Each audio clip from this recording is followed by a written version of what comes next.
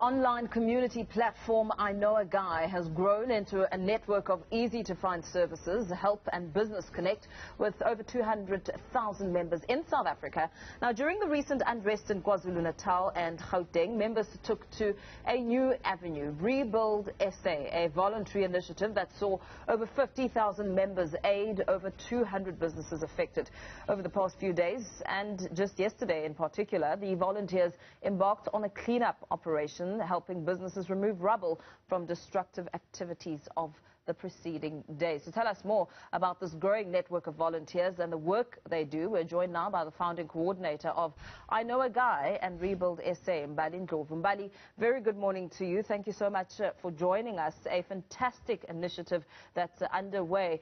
Tell us more about what it took to get to this point and what your work really entails.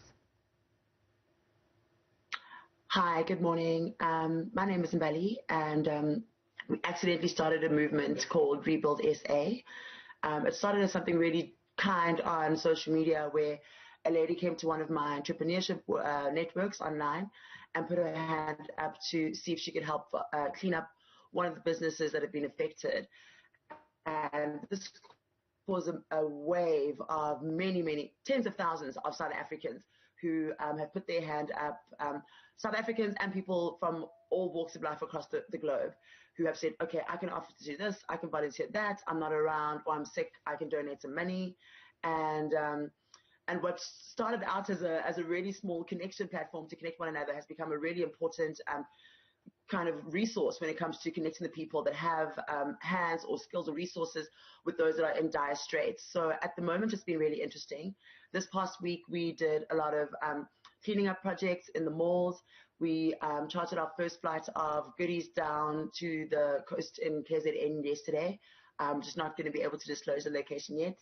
And it's just been a really dynamic and interesting experience so far. You know, we've watched throughout the course of the week the chaos that quickly became an outpouring of concern by ordinary South Africans who took to social media platforms, some taking brooms to the actual shopping centres to clean up the aftermath, of course, I suppose, of a chaotic week. Let's talk a little bit about, you know, the messaging that comes out of these initiatives, especially on a day such as Mandela Day. Well, the key message to me is that South Africans love one another. I can't think of any other reason why complete strangers have gone out of their way to help with one another, up to and including even our deaf community. We even were lucky to have a sign language interpreter with us yesterday, yesterday with us. She volunteered to come and help us communicate with this squad of the deaf community who just came through to come and assist. I think there's a lot of passion and pride that we have for our country. I think we're also very pained by what's going on. And I know for myself that it feels better to be doing something that contributes towards the positive side of South African history than just kind of sit at home and feel helpless and overwhelmed by what's going on.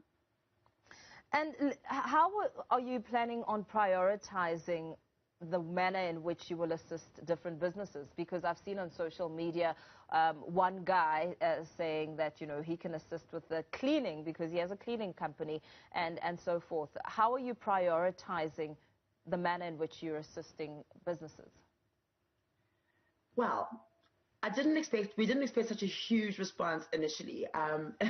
And so it was a simple matter in the beginning of setting up a registration link so that we can collect information on the volunteers and donors, such as where you're located, what you're able to do. Is it cleaning hands or is it this and that? And there have been construction companies that have come forward. I mentioned the lady that has a plane. There have been cleaning companies as well as security companies that have offered all the way around support. So we've been really absorbing that information, categorizing it and sorting it. Just that the number of people that are able to help is just so much that we've got a team now of data managers who are helping us to get through that, and then matching them with another list where there's a registration form of people that are in need. So it's an ongoing process. There are also a few levels to that. So the first level is just the cleaning up, which is quite straightforward. We come there come with our stuff. we sweep what we can, we throw away things, we get the waste removal systems in place. But as we ended up changing the name to Rebuild SA, there's a lot of potential and opportunity to do some rebuilding, some genuine rebuilding. So you'll find, like we were with the CPF of Ndhlovu as well as the Protea regions yesterday, and they both are very well aware of a lot of youth community. I think they've got sports against crime and sports against drugs programs that really just lost steam because they ran out of funding or they ran out of support. And those were brilliant youths, particularly men, who had made a really awesome lifestyle change to come onto these programs, and with disruptions and lack of resources. So we're really just trying to identify the people that are doing the work and finding a way to channel the resources that we have to connect them with other people who can help empower them, and then the communities themselves can begin their own rebuilding processes. There's a lot that goes into this. Tell us about the catchy phrasing, the wording. I mean, a colloquial, I know a guy. I mean, it's almost like in between a sentence where you're like, yeah, I know a guy who knows a guy. How did you come up with that phrase? So that was another accidental community that I started. It was meant for myself. So essentially sitting on Facebook and sitting on social media, I would see friends of mine that are going, look, we're doing a job in wherever, I need a makeup artist, or hey guys, send your CV, they need a receptionist or whatever it is, and or hey guys, I need a plumber, whatever that is. And I would just share, and because I knew someone who was great at that, I would tag them, or I knew that they knew the best person to connect them with. And my social media pages looked like a classified sheet. So I decided just to create a room where I knew the people that had the resources or opportunities, and I knew the best people that had the skills or the ability to help the person that needed it. So that also, it was just myself and a handful of friends, and they added their friends, who added their friends, who added their friends. And I think I managed about 230 odd thousand South Africans who really just connect over opportunity. And what have been some of the windows of inspiration as you embark on this journey, especially going out in Soweto? I mean, we've seen the passionate people who, spend sleepless nights, for instance, defending Maponya Mall and speaking about the reasons why it's so important to them. So, myself having grown up in Soweto,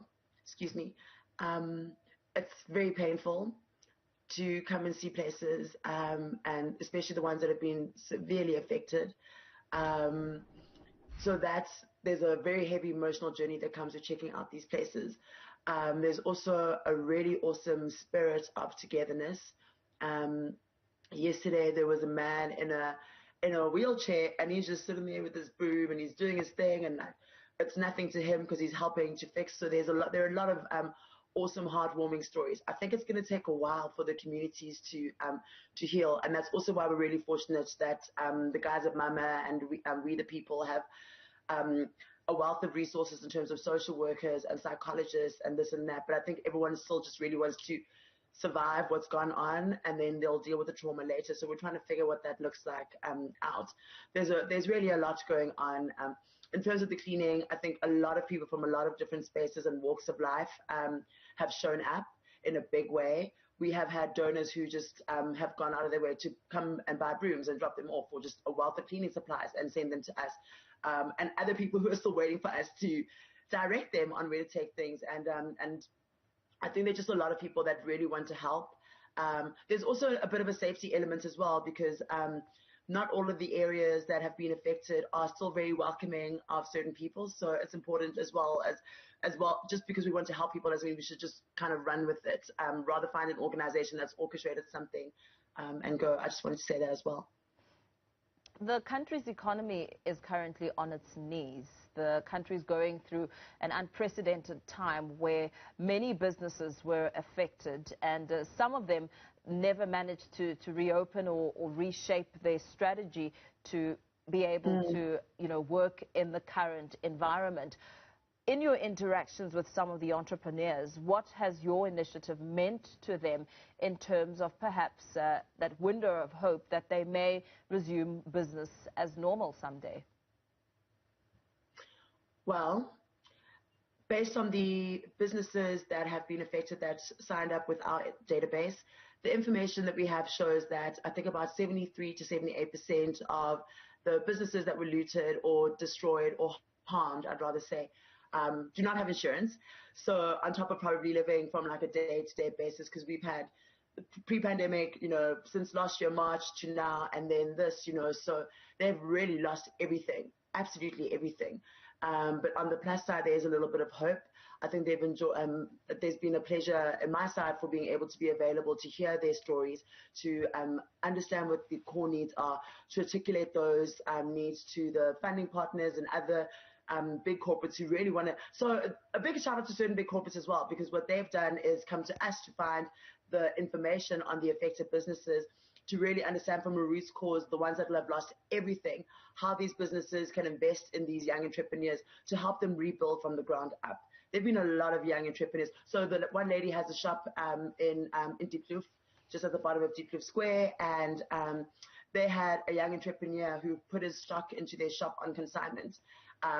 They lost everything, and so he's lost everything. So we're trying to reach out to more of those guys as well to understand just kind of really what had happened in terms of their journey. So it's really ongoing work.